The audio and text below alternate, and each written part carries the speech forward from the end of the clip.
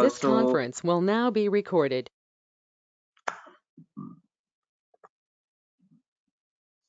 first of all, so first thing is one common point.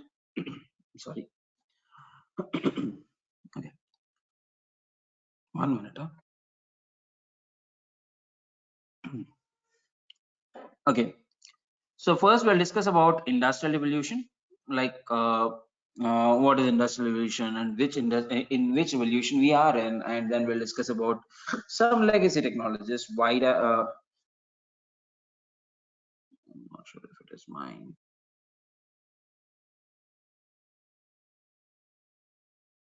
Is it me?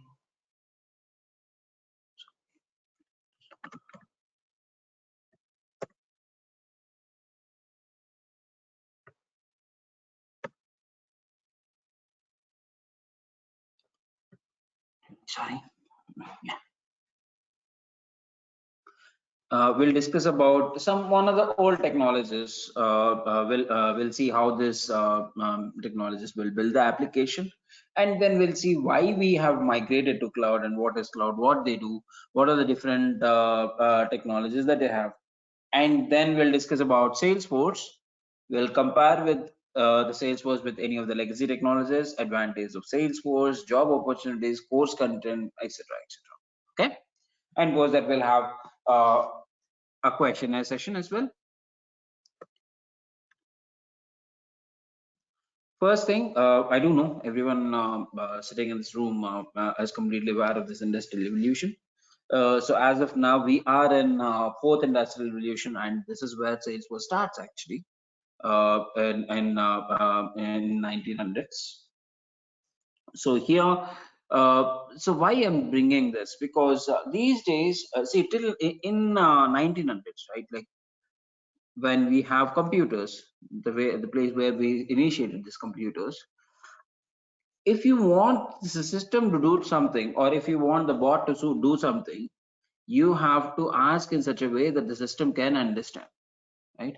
That is where it is not available for a normal human being, right, who is not aware of the languages. Right, to speak with the system, you should know Java or Python or Oracle or whatever, .NET or whatever. Right? But these days, when you come to fourth industrial revolution, nothing is required. I just have to have a proper handset in my hand. That's it. A smartphone. I can ask Google to do something. I can ask Alexa to switch on my lights, right? Or I can ask my car to drive me to some XYZ location as well, right? So this is where Salesforce is, of course, exploring more as well, and we'll discuss about that in future sessions, like in after a couple of minutes. The first thing that I'll go with is your legacy platforms. Uh, okay, so what is this legacy platform? Any technology which is a little older, like started somewhere around late 1900s, or I would say mid 1900s, we can call them as legacy platforms. Why legacy platforms? Because see, of course, any application built in the system or available in the market is based out of an idea, right?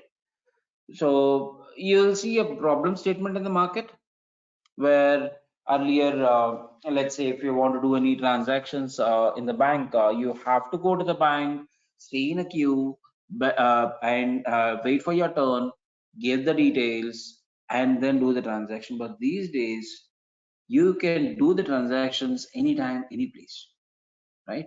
Why? Because you got a mobile app. But how this mobile app was built, a person who is staying in the bank have seen that, okay, these many people are there in the bank waiting for depositing their money or with or doing some transactions, right? So what if I build something in the market that is readily available so that I can just log in and do my transactions? That is the idea that a developer or an organization got, and they start building this application. Now, Consider the same thing was built on any of the legacy platforms. Of course, like if you go to 2-3 decades back, like there is nothing, no one is aware of what is cloud and all, right, during that time. So I mean somewhere around 1970, 1960 kind of, or even 1980 also, right? So if you built an application during that time, or if you want to build an application, so you need to set the platform. If you remember when you are kids, like when you're if you have any IT employees in your in your circle, they used to say, yeah, I'm working on a project, it's been happening since 2 years or 3 years, no, right? These days that's very rare, that you will see a project which is just in a build phase for 3 years. Why? Because to kickstart the project, I need to set up this entire infrastructure. Like I need to buy a server because I need to host it to my end users, right? So I need to buy a server, do the entire setup, provide a specific room for it, air conditions, and in to use that software, I have to install. Or to build the application, I need to have a software. For example, if I want to build an application in SAP, so I have to have that complex SAP software in my system, define the entire user access, and then need to see the best security as well. Why? Because I'm using an in-house server. All these things has to set up, and then I can start building my application. And when you're building the application, you'll have multiple things again. So people might ask you to build the application in mobile as well, right, after building it in on the desktop. That is where you had a huge demand of web developers those days, right, themers, where they can, because when I was a fresher in somewhere around 2010, I used to stay in a PG where one of my roommate has having some 3 years of experience in web designing. What he does, he don't know anything about JavaScript, all these things, just a HTML page he used to design, but he is always occupied. Why? Because he used to do 3-4 jobs because of the demand that those days were having, right? Now, let us say you built an application, some XYZ application using this legacy platforms, everything is set. And you have an estimation that yes, only 100 people can use this application, might be my customers. So you bought a server whose capacity is, let's say, 150. So what is this capacity RAM? Whenever you are speaking about a server is kind of a room, right? Every room will have some capacity, right? You can, as you have a room of maybe 10 by 10 SFT, sorry, 100 SFT, it doesn't mean that I can ask all the people on my apartment to come and sit in that room, right? If you take a 100 SFT room, it might accommodate maybe 10 people or 20 people, very worst case 40 people, if everyone is standing with one leg, right? That's the capacity of a room. Similarly, when you are buying a server will also have a capacity. What is that? One is data capacity, the amount of data that you can store, point number one. But it may not be a big issue because you can increase the data capacity drastically. There are a lot of options. The other one, which is very important, is user capacity. So let's say I bought a server with 200 users of capacity. Then what will happen is, at any point of time, the server will respond only for 200 requests at any point of time. Okay. This is where we have seen a lot of issues, especially looks like most of you are Indians, right? If you are aware of a portal called IRCTC. So just think about 2004 till 2014 or 15. It was really hard for us to book a ticket in the in IRCTC portal. Why? Because every time it used to hang.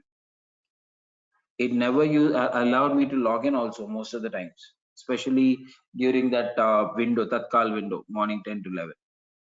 Sometimes after doing the payment, it is like I have to wait when that what is that, that screen loading option still comes, and I am really not sure whether the transaction completes or not. Why? because it was not able to get the proper response from the end user, from the server. Why? Because the capacity of our IRCTC portal was 50 lakh, and it nowhere matches with Indian population, even if you go 2 decades back, right? So even if you take 100 crores as our population, which is actually not, and if you take 10% out of it, who will be using internet? Then 10 crore people, you have a server which will manage only 50 lakhs. No one matches. So that is where it used to crash all the time. And the biggest disadvantage is, if the server started crashing, it might crash your application, it might crash your data also. There is no proper security on your data, right? To increase this, what is the option that these service providers will have? They have to increase their uh, server size or the capacity, either by connecting with some other servers in a serial mode or replacing it with higher one. So we can do that, but the problem is I kept on increasing the size. As the business grows high, definitely there will be a saturation point where someone else might come into the market, and they might bring the same application which has much more advanced features than mine. Then what will happen? People will look back and start using the other application rather than mine, and the number of the number of users using my application will slowly fall down, right? Then Ram, what is the problem? Performance will be good, right? Yes, but end of the day, why I'm doing this? Why I'm building this application? What is the purpose of building a software application? Any application, whether even if it is this GoToMeeting also, that is not built for free, right? You have to pay something. So for me, it helps me to interact with all of you people, right? I'm an end user and you are an end user. So we can collaborate to learn something or to talk something. It might be technical or not technical, that is secondary, but we can meet. But what is the advantage of GoToMeeting? For them, it's a revenue generating company, right? The more number of people using this GoToMeeting website, the more amount of revenue will be generated, right? Now, let's say the number of people who are using this application reduces gradually, but the server capacity is increased drastically. Then there is no return of investment. This is where a lot of the organizations were failed during this phase of building an application using a legacy platform. There comes something called cloud computing. So cloud computing came with a word called separation of responsibilities. Okay, what is this? So here it's a kind of hotel concept, I would say. I'll say, okay, I'm traveling. Let's say I'm from Bangalore, by the way. So let's say I have a project meeting to be attended in Chennai. Consider. Let's say in Bangalore, I'm staying in my own apartment. Okay. So to get this apartment, I have to spend a lot of money, and I have to spend and I have to buy a TV, washing machine, freezer, a vehicle to drive out, drive in, all these things. And this might cost me somewhere around 1.5 or 2 crores, right? But I will go for it because I have to. I need all these things in this area, and I'm staying here from close to a decade, and I will be staying here at least for 30 more years. So this is worth buying for me, right? But now my boss asked me, "Hey Ram, you just travel to maybe Chennai or maybe to Pune, attend a business meeting for a couple of days, and come back." I said, okay, because I have to go there. But for this 2 3 days, I don't have to invest this much amount in that city as well, right? What you'll do, you'll simply go to a restaurant, have food, go to a lodge or somewhere or a hotel, take a room, stay for a day or two, and come back. Same concept here, even in cloud computing also.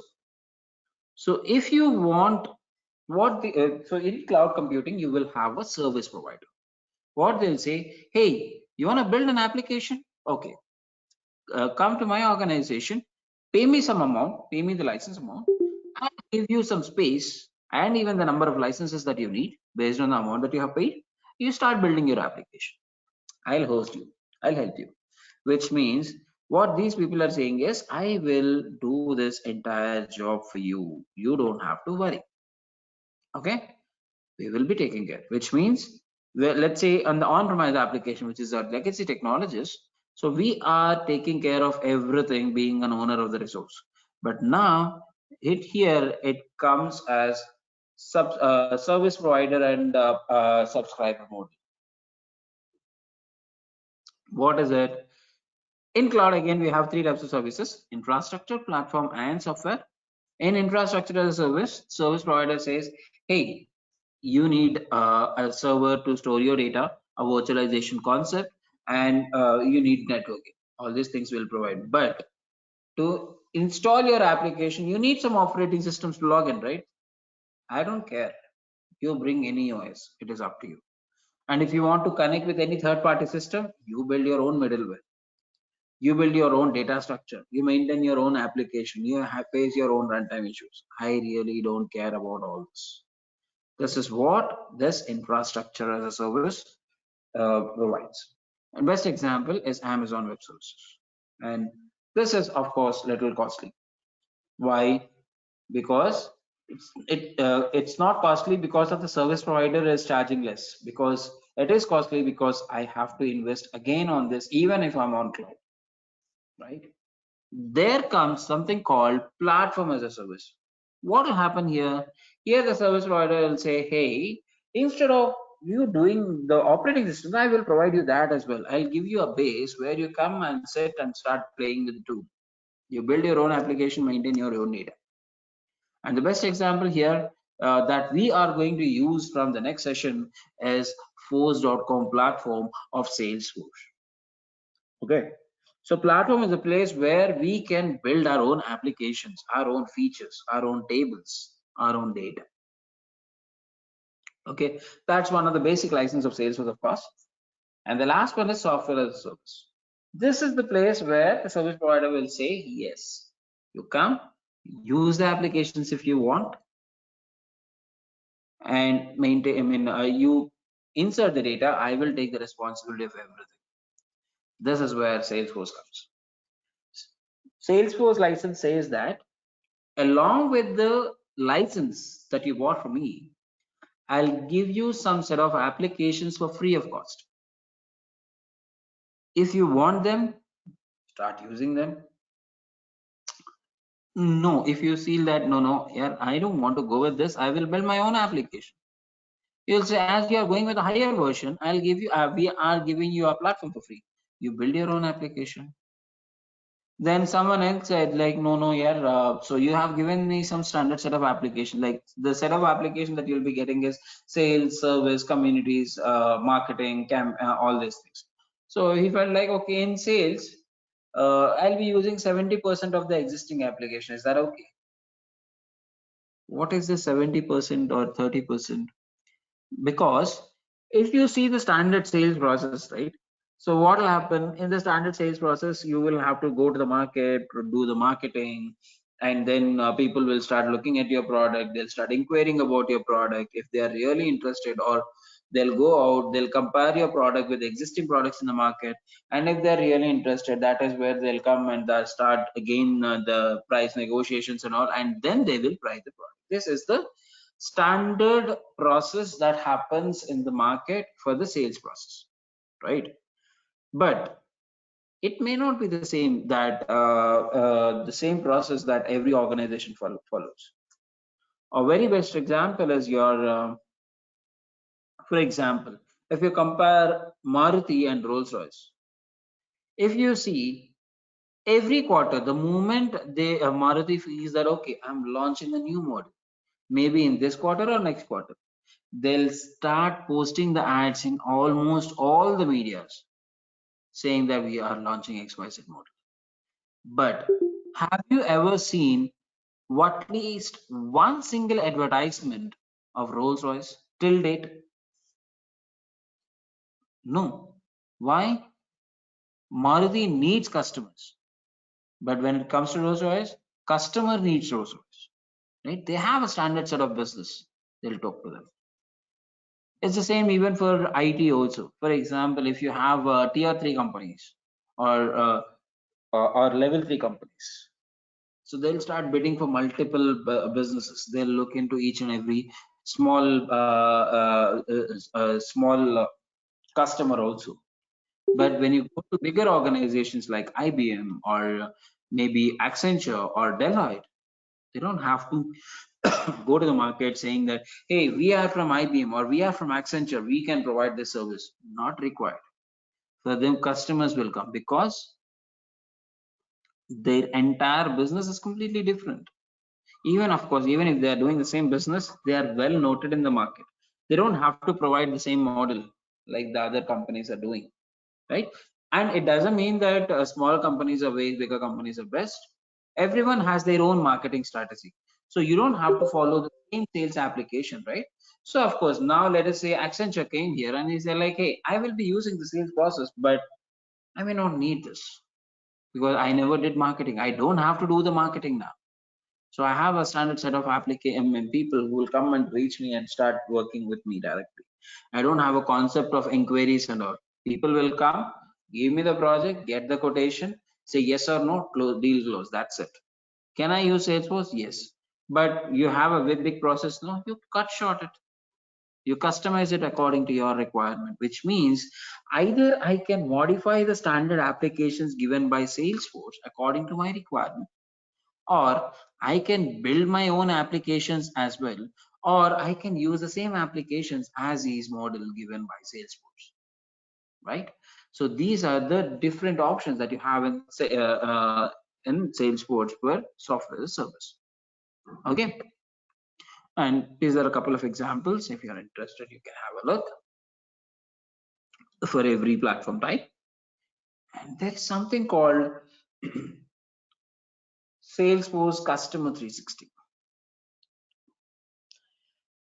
So before we go to Customer 360, can someone tell me what is CRM? Anyone?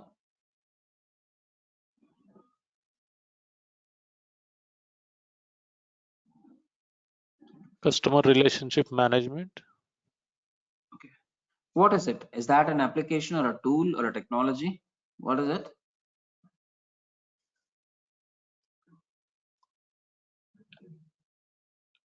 I think technology. So CRM, yes, of course, it is customer relationship management, but it is just a process, not a technology, not a tool, not even an application. It's just a process which will tell you how do you interact with your business, so that, sorry, with your business customer, which helps you to increase your business. Okay, what is this? See, if I'm not giving a proper response to my existing customers, what will happen? For example, close to my house, there is one showroom. I think some Suzuki. Okay, so most of my friends bought Suzuki vehicles, but not from this showroom. Why? Because one of my friend bought Suzuki earlier, and he didn't got a proper response for him whenever he went for any service into the in the same showroom. They never provided him any proper service. He said, yeah, this is something which is waste, don't even buy here. Even if the vehicles are good, people are not even going there. Why? Because the way they interact with their customers is not good, even if they are charging us, right? This is all based on more publicity. See, if you are not able, or if you're not capable of giving a proper time or proper response to your existing customer, then how can I think that, okay, you will provide a proper service for a new customer as well, right? But consider the same showroom people provide a very good service to my friend, then definitely other people, I think last to last year, we bought, a couple of my friends bought around 5-6 vehicles. So all of them could have bought from the same showroom. He might have got a good profit, right? This is what a CRM. CRM says, how do you interact? Let's say whenever a customer comes saying that, hey, I need the service request, then how quickly you can provide the service. Or providing a service is different, but how do you interact with them? Like, what if the case is not resolved? What if the service is not resolved? How do you tell them that? How do you reach the people? How frequently or how sooner you can reach them? All these things will be there in the CRM process, and there are a hell lot of technologies in the market that are available who will help you for CRM. Okay, so in that, Salesforce is one of them. I'm not saying Salesforce is the only tool that is available in the market. Salesforce is one of the tools of CRM which strictly follows CRM process. Okay, and it has a bird eye view. That is what is a 360 degrees view on a customer or any business as well. Now, let's say if I want to sell my product, I have a sales process in Salesforce. Once the product is sold, let's say I want to provide service to my existing people in the organization, existing customers, I can follow the service process. And before I sell, do the selling, let's say I have introduced a new product in the market, I have to do marketing. You have that. And like Amazon, if I want to build my own website to post my products online, you can go with Commerce Cloud, where you can build your own websites. You can build your own custom applications. You can analyze your data. You can integrate with the system with any other technology that is available in the market. But why that is important, Ram? Yes, this is something, this integration is one of the keywords which is very much important in any technology, I would say. Why? Because honestly speaking, most of the technologies are becoming like newspapers, right? Because today you'll see a sensational news, but tomorrow they'll be using it as a waste paper, right? Technologies are great, but problem is once they launch in the market, one thing that everyone will ask is, hey, are you capable of connecting with my existing database? If that is not possible, then there is no point in using your technology, right? And there is a big failure in multiple technology that I have seen where they'll come up with wonderful features that the moment you look at them, you'll love it. But the problem is they'll ask you to maintain your data there itself. But consider, like, if you go with the bigger organizations like IBM or maybe any service based or even in a product based also, they have bought or their core database is SAP. Most of them, because SAP is a 100 years old organization, right? So they have invested crores and crores of money on that. Now, just because you bought some small technology, even if it is looking good and performance is good, it doesn't mean that you can ask the CEO to switch over everything to that, right? Because if that is agreed, then tomorrow something else might come, correct? So this is where they'll say that, okay, your technology is good, but is it capable of interacting with my existing systems? If yes, let's go with it. Because I don't want to I don't want to lose the existing system, or I don't want to lose the existing investment that I have already done, right? That is where we have to you have to think about integration, how easily that we can connect with the multiple databases that are available in the market. And that is where you have a lot of middlewares also. And of course, Salesforce will provide you standard APIs like SOAP and REST, which will be able to connect most of this in the market. And there is one of the best solution or best middleware that is available in the market, that is MuleSoft. If any integration developers are there in the market in the classes now. So MuleSoft is one of the powerful integration tool that is available in the market to do or to connect with any system. And you know what? Salesforce bought this in 2019 for somewhere around $750 million, and it comes with Salesforce now. So that's one of the biggest advantage. And it has something called employee experience, which is web. It is being used in multiple industries. You have a lot of partners. I'll show you in the next slides. And we have something called success community in Salesforce, where you can post your questions, get the answers as well. Okay. And Ram, okay, whatever you're saying is good, but where is it getting used? Salesforce is being used in multiple areas. Like it's being used in education industry, because the moment I speak about CRM, you'll think all about your customer, right? But no, I would say, I'm not saying Salesforce is the only solution for any business problem, but if you have proper data, or if you have some data to be processed with a well-defined and if you have a well-defined process in the organization to mature the data, then I would say Salesforce is the best solution. And it's being used in various industries like education, pharma, in insurance.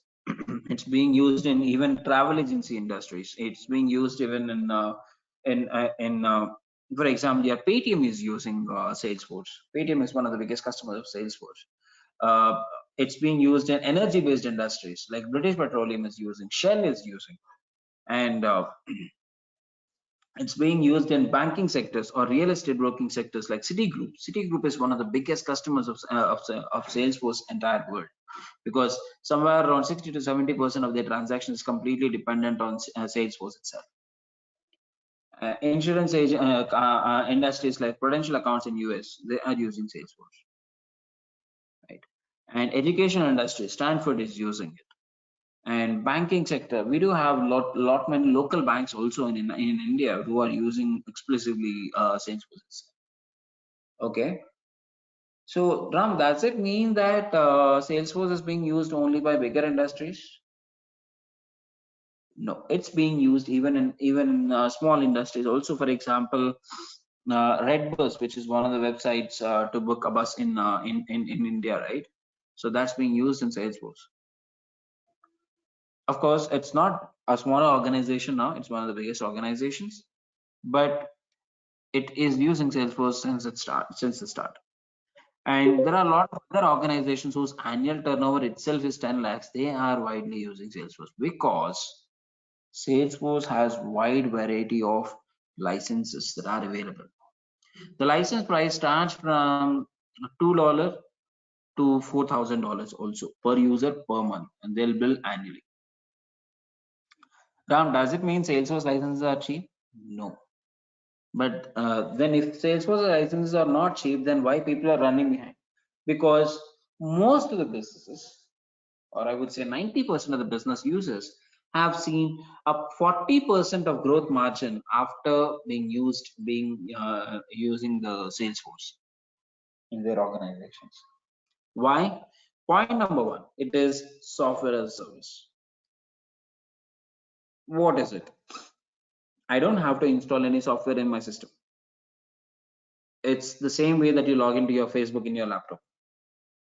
You have a Salesforce ID, login, go to login.salesforce.com, log into your org, build your application, share it with the end users. Point number two, if I don't have to install a complex software in my system, which also means that I don't have to go with a complicated design in my system. I don't have to go with higher versions of my system, right? For example, if you want to, please don't mind if you have any SAP people, but why I'm talking about SAP, because that is one of the complex software that I have seen. If I want to install SAP, they'll say that, okay, your hard disk must have somewhere around 600 GB of space to install SAP in your system. I said, really? But of course, yeah, that's the only option that you have in SAP, right? And third one, security. Okay, the best example is somewhere around from past 2-3 years or 3-4 years, if you even if you have your own credentials of your own email or any other websites, right, you were not able to allow to log in directly without a verification code if you are trying to access from a new system, right? But that was there in Salesforce since 2007 or 8. Even if you have your email ID, You cannot, I mean, even if I have your credentials, not just an email ID, I can't log into the system with your own credentials, because it will ask for me, ask for verification node. They just send to your personal mail ID with which Salesforce has been registered. And forget about extracting the data, because to extract the data, I need one more app. There is something called data loader that you have to connect with the system, and you have to give at least the security token along with the password, which is a combination of 18 characters, which will be again binded to your personal mail ID. Okay, and it will be generated randomly whenever required. Okay, so these are the advantages of Salesforce. And next one is Salesforce is multi-tenant. This is one of the biggest advantage. What is it? See, by looking at the picture, you'll think about an apartment, right? For example, consider, let's say I'm staying in a community now. So in my community, I have a pool, I have a volleyball court, I do have a joggers park, I do have some extra amenities. Okay. Now, let us say I want to buy an own house, or an individual house, or yeah, I want to buy an individual house. Now, let's say my son plays volleyball and my daughter swims well. And they said like, Papa, I need swimming pool. And my son said like, I need a volleyball. For these two people, as I'm buying a new house, as there is no other option, if if they said like, I have to go with it, and if I have enough money, then I can invest some 3-4 crores again on top of it, get a big area, dig, build swimming pool, and build a small football court, right? If I'm rich enough. But okay, let's say I have enough money, I build that. But I can get the same thing for a very lesser price, right? I just have to pay a maintenance cost of 5,000 or 6,000 per month. I can use all these things in my existing apartment. Why? Because here in the apartment, it's a shared resource. Like I can use it, it's a kind of shared culture, where in which the same 3 crores money or 4 crores money will be scattered across the people, and it will be turned into a monthly maintenance, whether it could be power or building maintenance, or it could be ground maintenance, or it might be a pool maintenance, right? This gives me a much more advantage than buying a pool or only for me, or buying a coat only for me. And of course, if you are speaking about privacy, I don't have any answer for it, even in this physical example. But here, if I have a flat in this apartment, it doesn't mean that Ram can go to his neighbor's flat and sleep at the midnight. Or I can't simply shout, or I can't simply say, hey, I'm paying 5,000 maintenance or 6,000 maintenance every month, please, and I won't, it's not like I won't allow anyone into the pool. That's not possible. You have your own limitations here, right? Similarly, in Salesforce also, the moment you buy a license, Salesforce will give you a dedicated space here. And it will say, boss, do whatever you want, do it here. You can't cross those limits. And those limits are called as governance limits. Each and every feature that we are going to discuss in future will have a limitation. Okay. And by the way, Ram, I just want to clarify one thing. Few minutes back, when you start speaking about legacy platform, you said like that server size increase, server size decrease, lot of investment, etc., and all. Won't you have the same problem here? No. Why? Because I'm using the cloud computing servers. So what this cloud computing servers will do? So here, they won't share the actual application to the end user.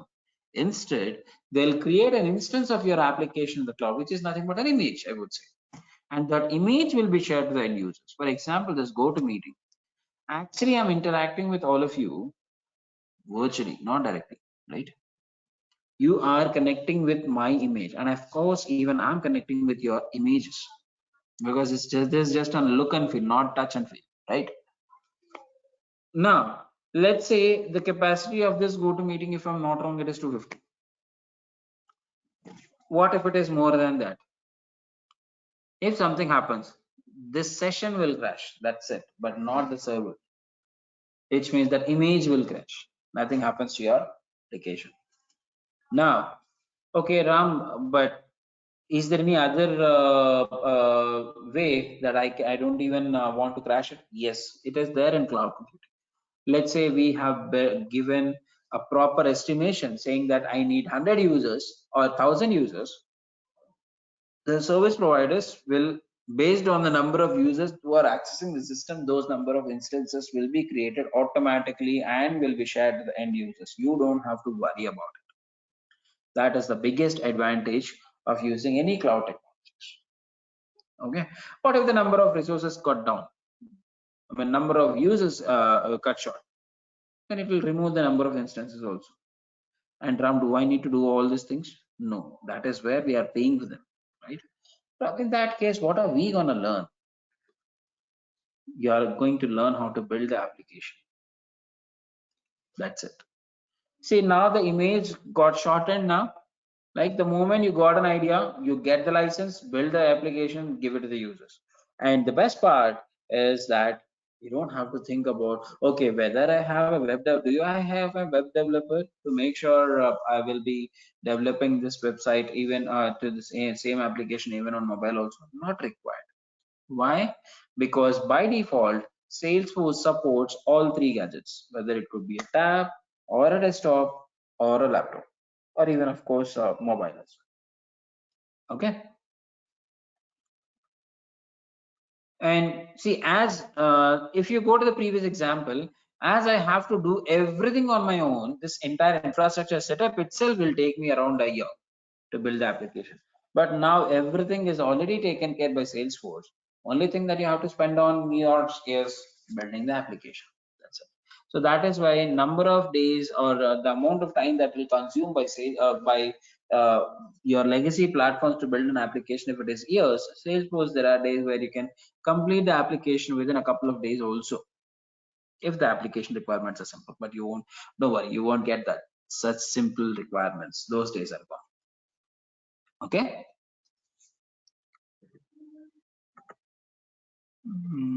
Okay, he is the CEO of Salesforce.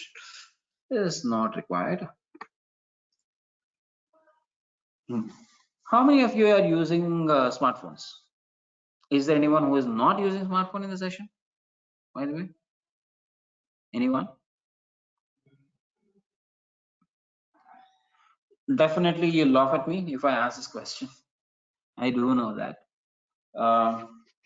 Now let us say I want to interact with every one of you from Monday, or yeah, so what could be the better option?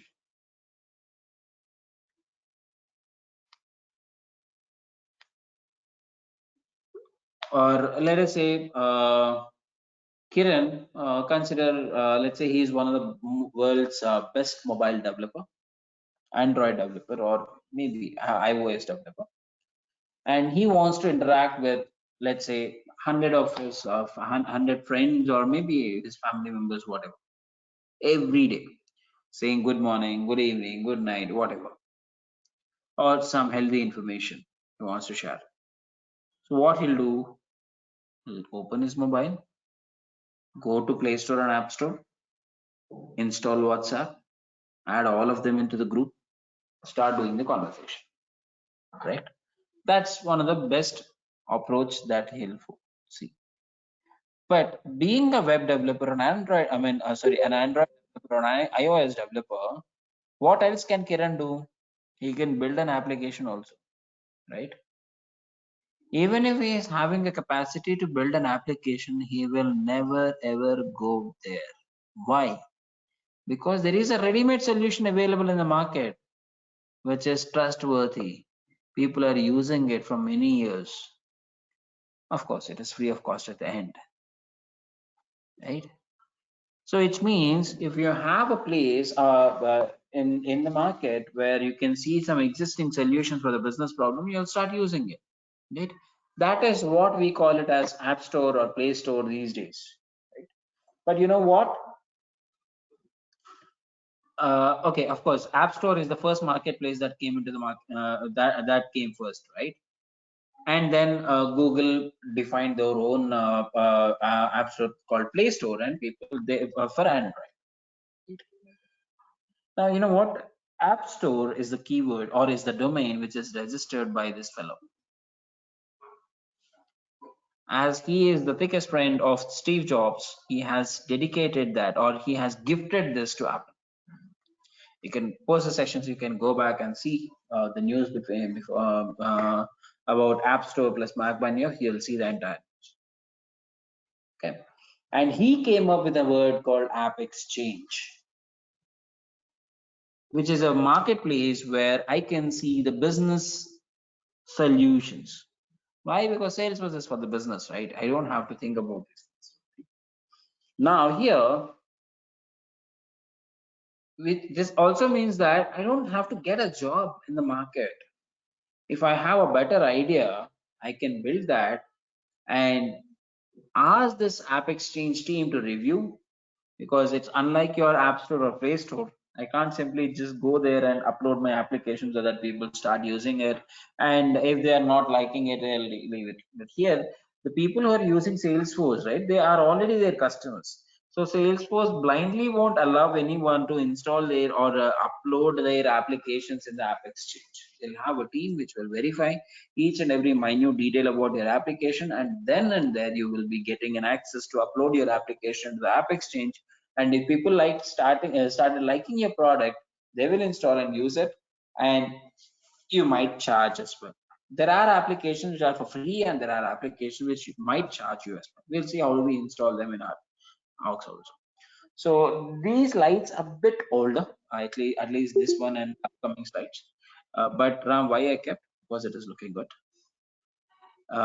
So I think I got this slide somewhere around 2019. By then itself, I have 5 million installs and more than 4,000 applications that are built. By now, definitely the numbers will grow, because at least from one.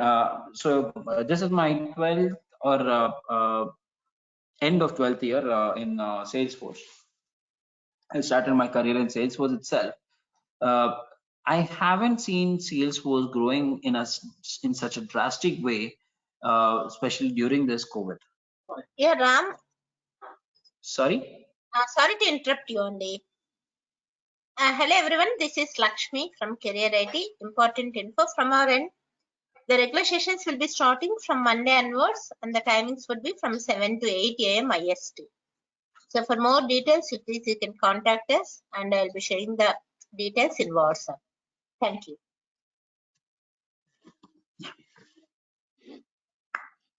Okay, so from past 2-3 years, Salesforce has grown like anything. Okay, why? Because of the horizontal growth that they had. They are into multiple industries now. They bought a big company called Velocity as well, which will support industrial based solutions, and you have a lot of applications now. And this is the economy. This is not that important now because the numbers got changed. And this is how Salesforce started in 1999, and it acquired multiple organizations. Like it has acquired Heroku, it has acquired big companies like ExactTarget, which is your marketing cloud now. It has acquired Steelbrick, one of the biggest CPQ solutions that are available in the market. And for Quip, there is one more. Quip is one of the good services. Okay, it's not there here.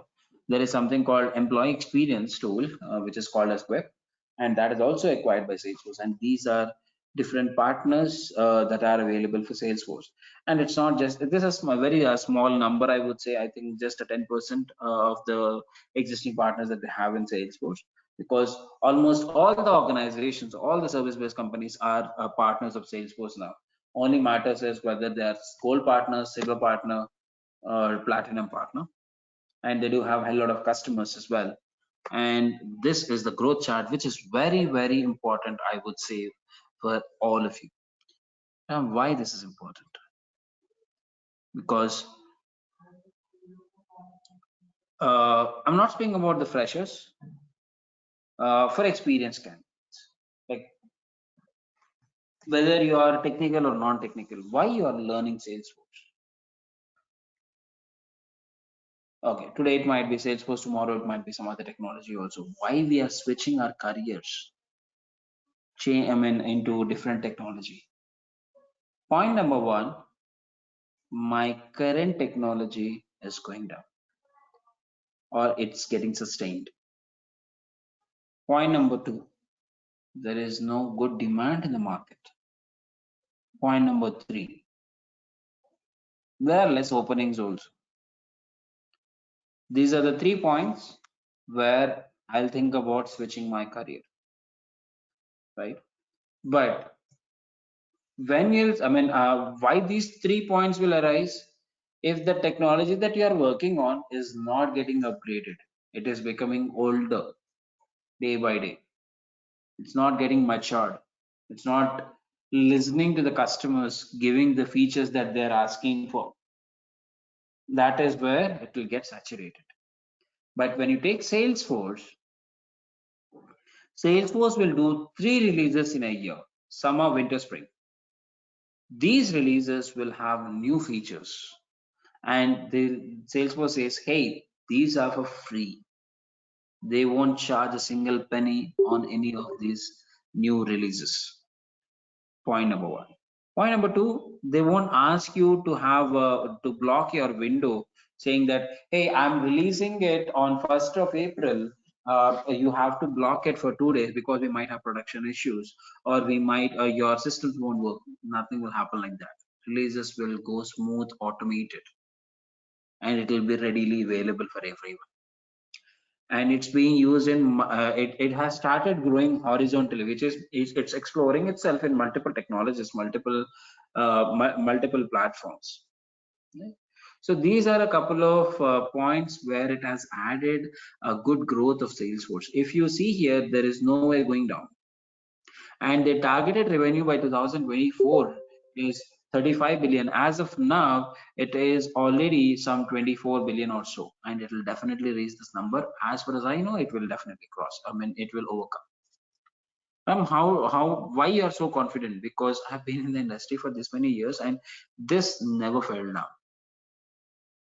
Okay, and now why this is important? Simple. If my technology is growing, definitely there will be a see why it is growing, because there is a good demand in the market.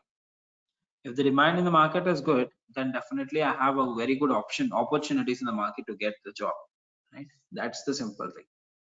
Okay, then coming to course content. So here in this session we will be discussing about 2 things. One is admin and the other one is development. Of course, I do know that everyone is waiting for this slide, which won't have any information. So you'll be discussing about 2 areas, admin and the development. And the definition of admin is slightly different in Salesforce when you compare with any other technology, because here admin is not just a person who will look after your security. He is the person who can even build an application using point and clicks. You can build an application, you can write automation rules, you can validate the data, you can provide the security as well. Of course, that is very much standard, right? Without writing a single line of code. Okay. And Ram, does it really happen? Yes, we do have applications which were built only on the configuration areas. Then development. So there are a couple of disadvantages also in admin, where as you are doing just point and clicks, you have to follow the standard methodologies given by Salesforce, and or standard UIs given by Salesforce. And if the business is not ready to accept that standard UI given by Salesforce, that is where you have to go with custom solutions, where you have to start writing code.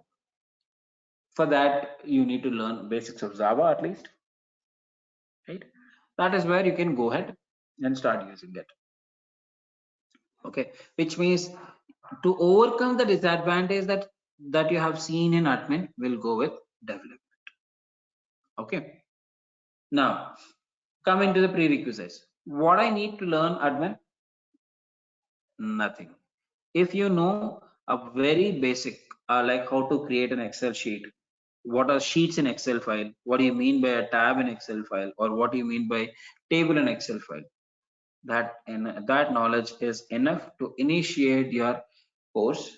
Rest all, leave it to me, I will be taking care.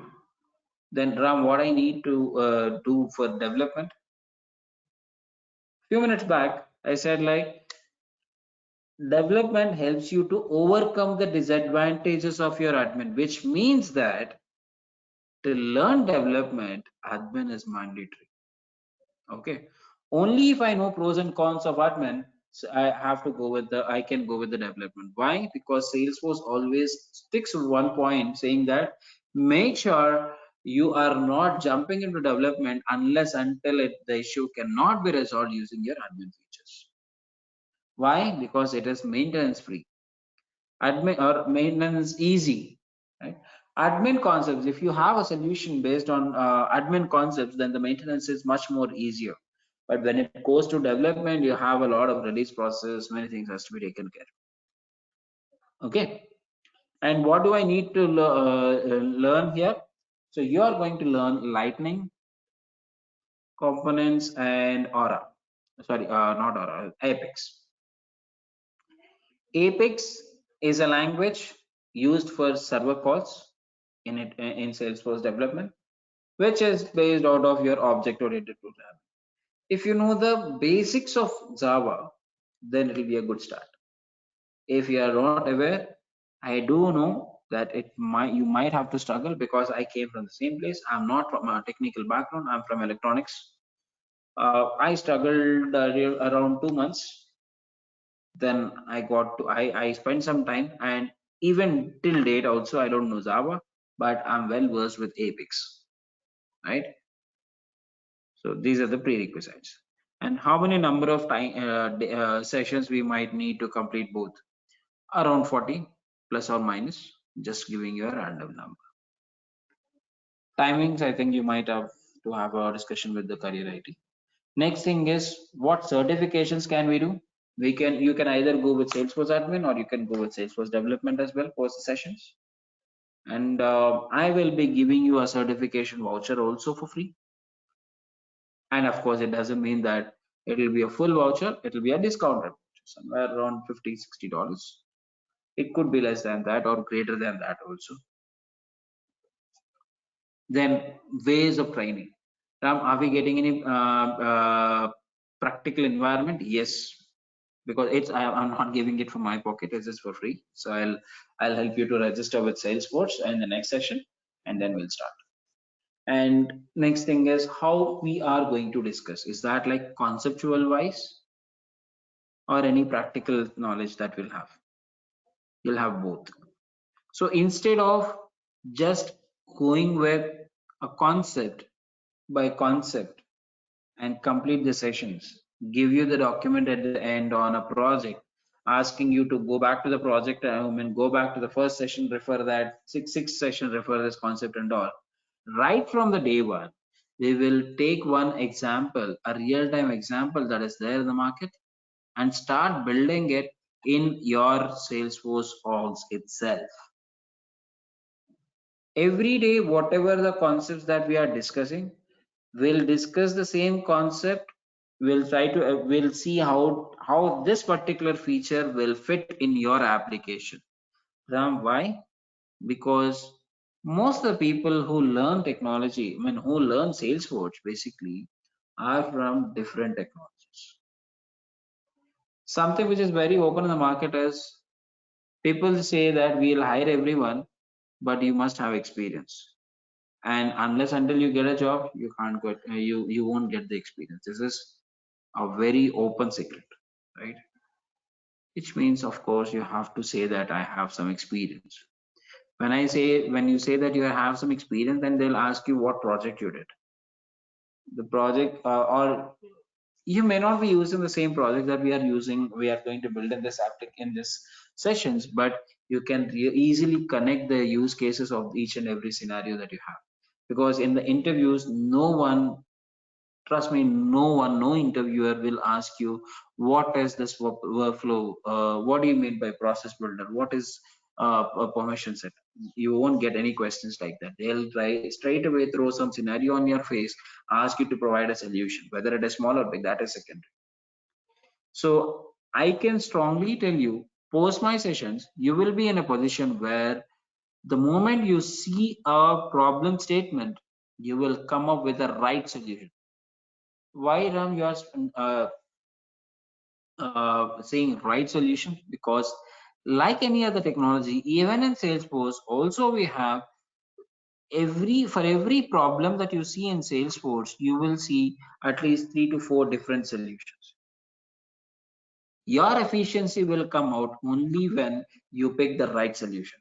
And I'm sure you will be at that stage post the sessions. Okay. And what else? Okay, I think we are done. Okay, one more thing is like Ram, what all the I'm not from development background, so what is my career growth? So you can go with admin if you just want, but I suggest you people whosoever starts admin, right, you go with development.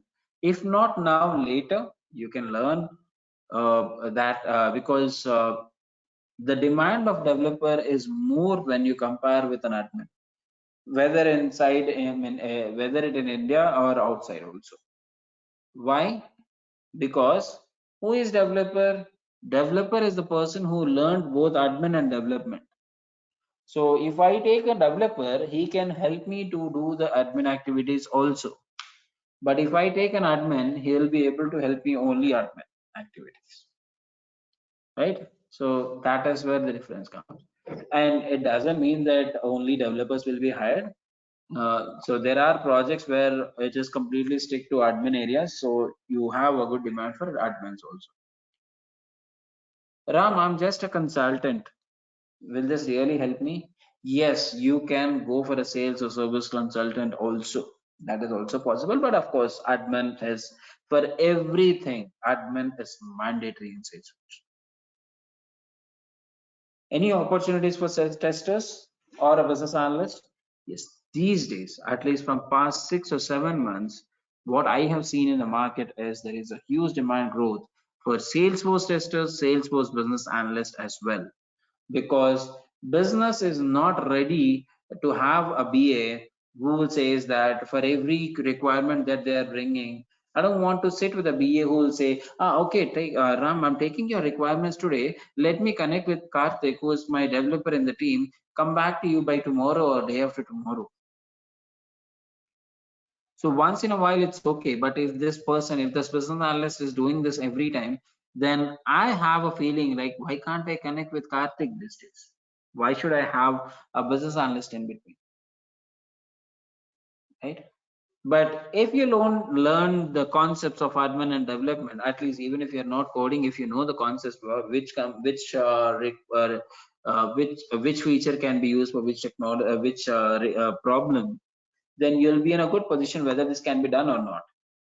Estimations or the job will be done anyways by developer, but you should be in a position where you can understand what is the requirement, whether it really fits into Salesforce. If you are telling that, then the business is much more happier. That is where most of the organizations started hiring Salesforce business analysts as well. Okay. And so I think ways of training, I have told you certification voucher, I told you. The last one is career opportunities. As far as I know, career IT has tagged with some 4 or 5 companies already, especially or exclusively for Salesforce placements. So post getting the trainings, you will be asked to attend the interviews, and I think you will be offered as well. And based on your interest, if you're really interested, if you feel that the salary the salary is really worthy in taking, yeah, you can take the one. Yeah.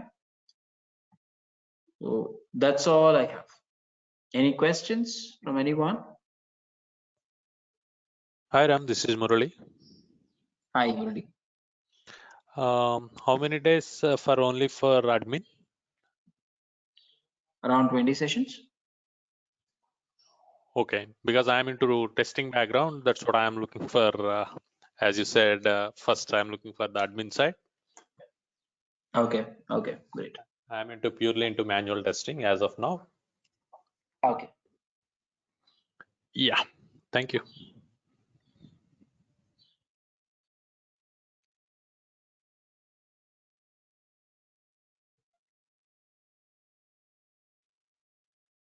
Okay. Any other questions, anyone?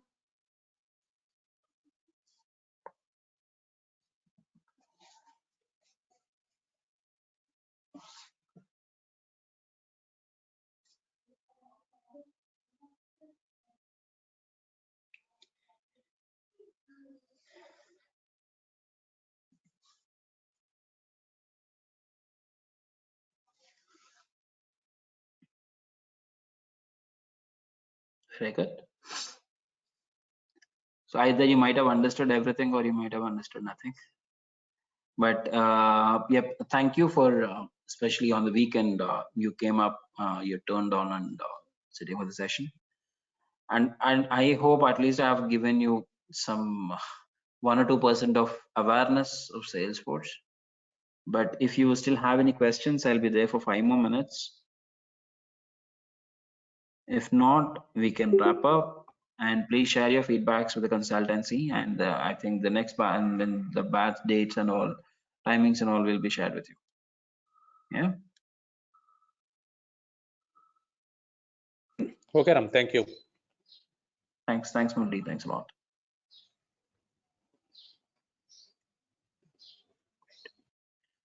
Thanks, everyone. See you next session. Hey Ram, thank you for the session. So have a great weekend. Bye bye. Thank you.